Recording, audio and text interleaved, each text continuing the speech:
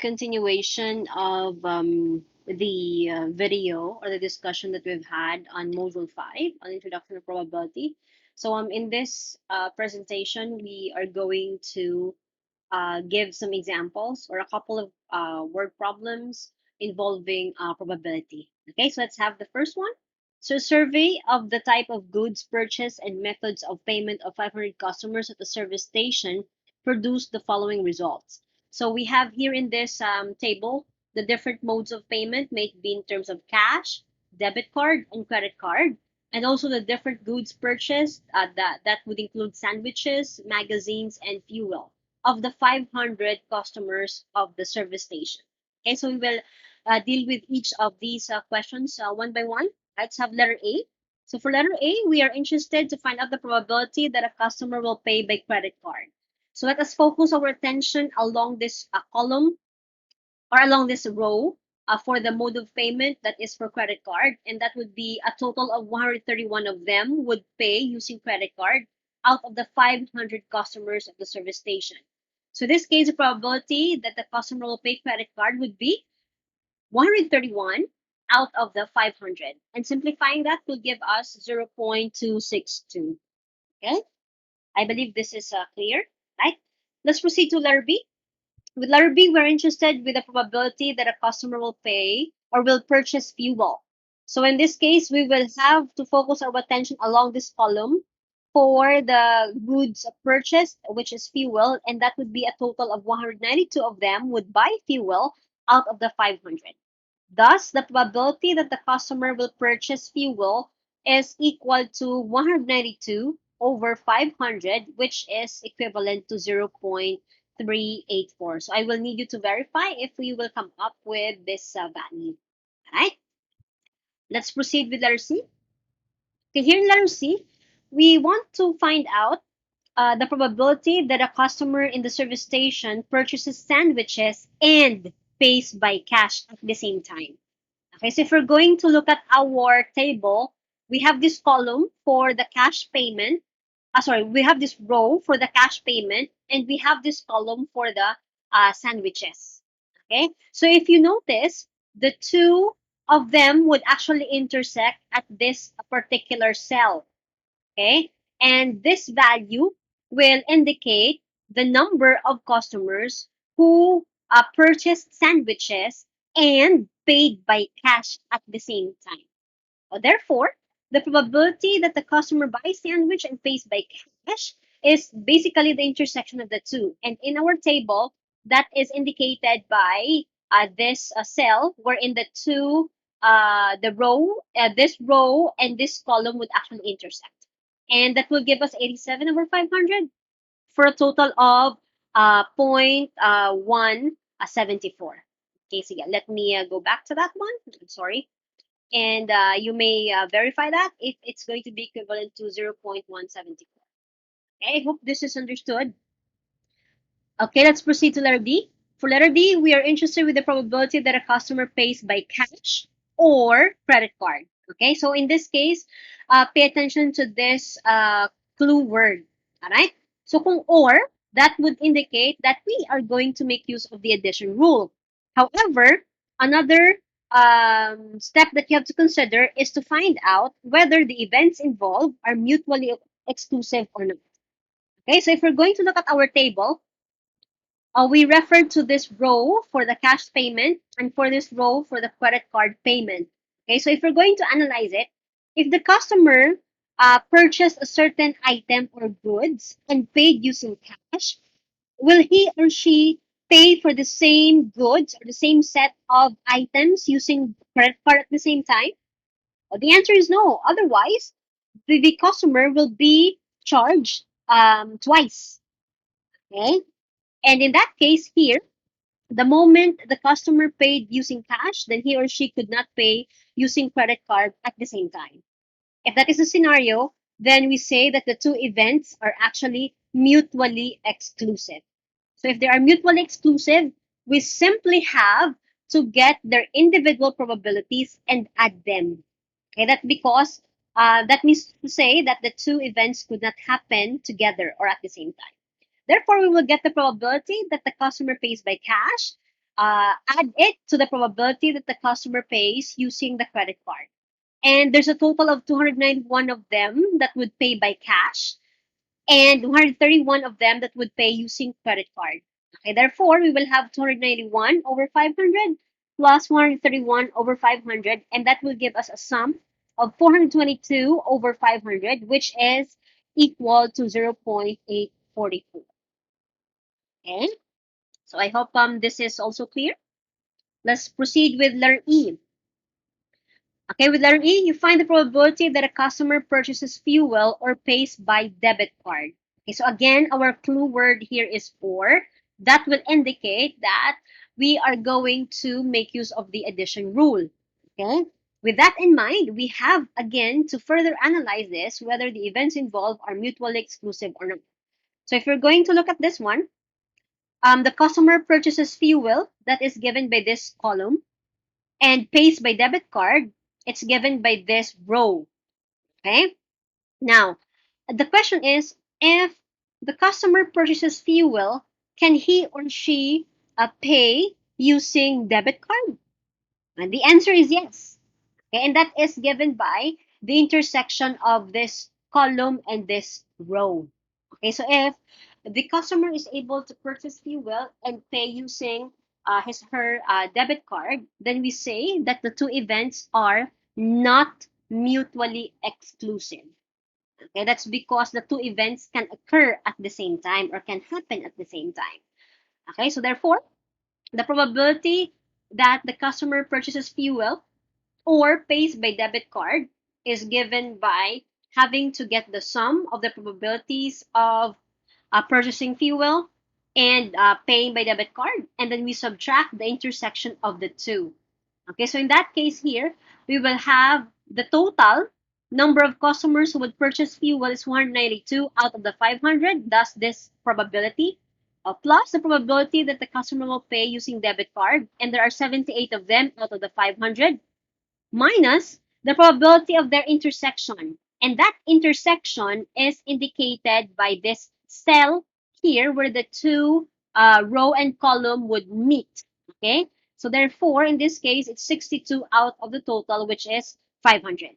So simplifying this, we will have 208 over 500, which will be equivalent to 0.416. So I will need you to verify if you will end up with the same, with these correct values. Okay, I hope this is clear. Okay, let's proceed to the next item with letter F. We are looking for the probability that a customer, take note, will not buy a magazine.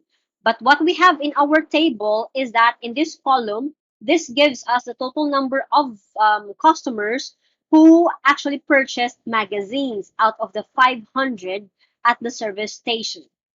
Okay, but take note what we're interested in is the probability that the customer will not buy a magazine.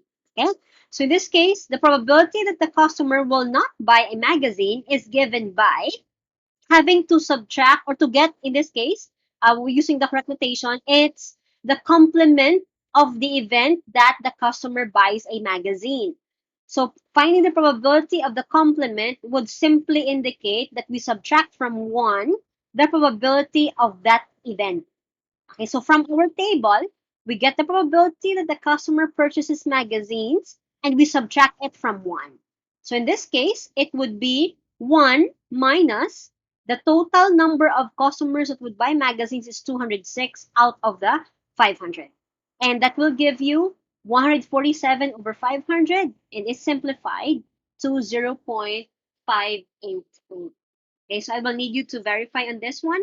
Okay, if you will come up with the same values. Okay, so I hope everything is clear for our first example. Let's have another example to illustrate some other problems involving probabilities. Okay, let's have this one. So say, in a survey of the Fortune 500 corporations, it was found that 15% of the companies have earmarked funds for buying back their own common stocks.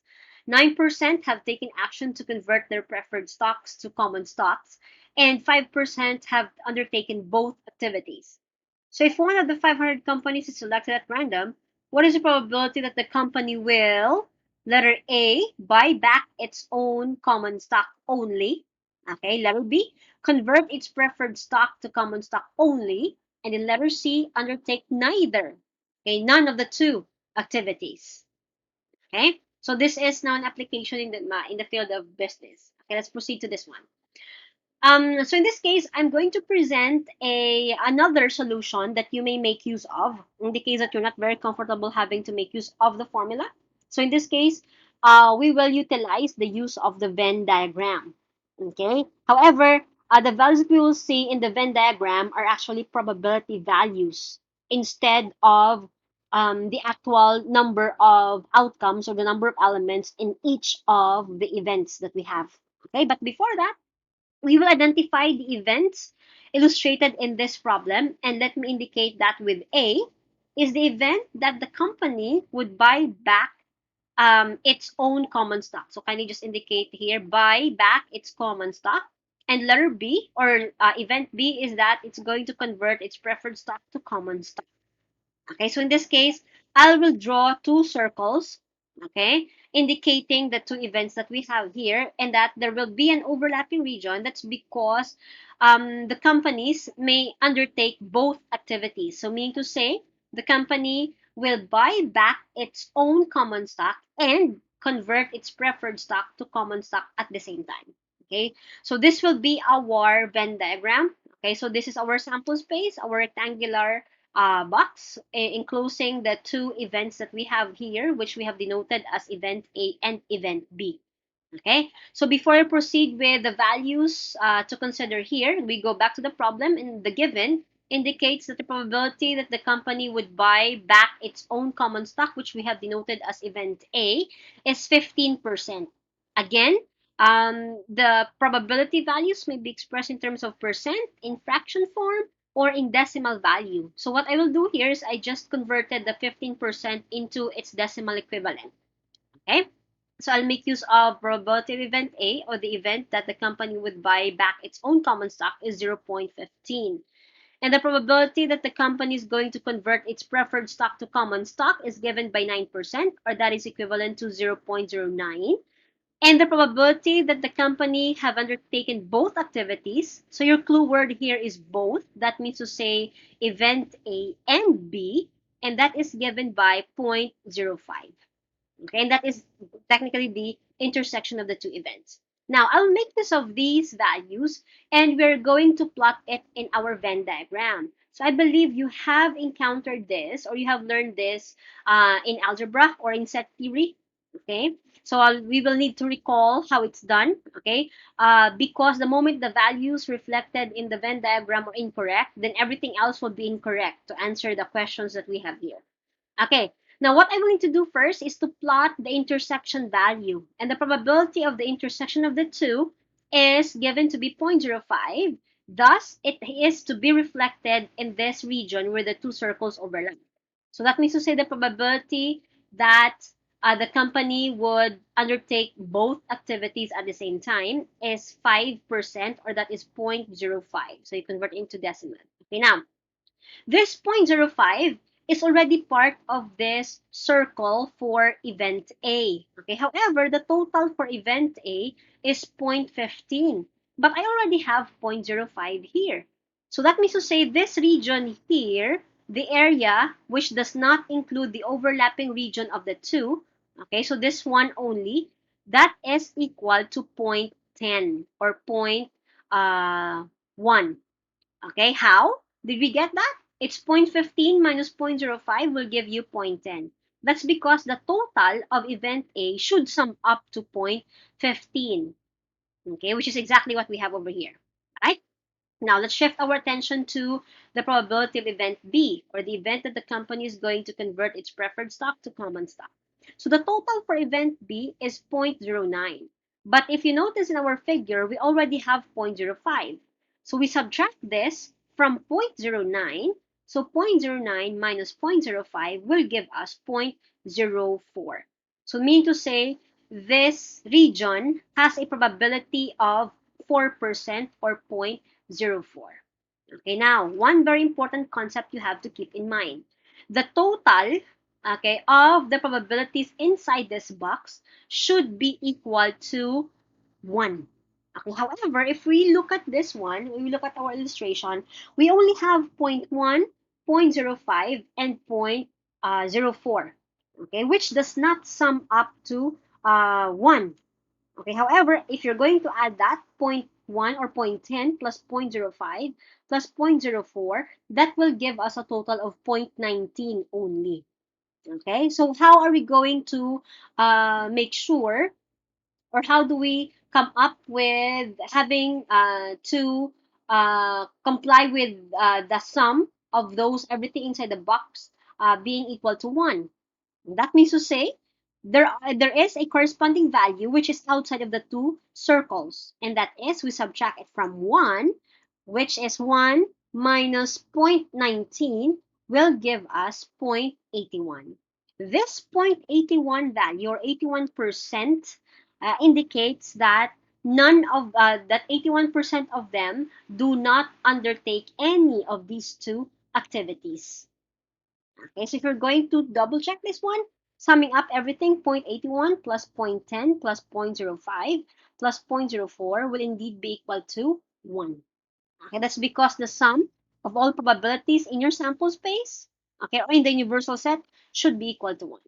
Okay, now we're now ready to answer our questions basing on the Venn diagram that we have illustrated. So for letter A, the probability that the company is going to buy back its own common stock only, in our figure, this region would present the area, okay, wherein the company is going to buy back its own common stock only. So meaning to say, we are looking for the probability of A alone.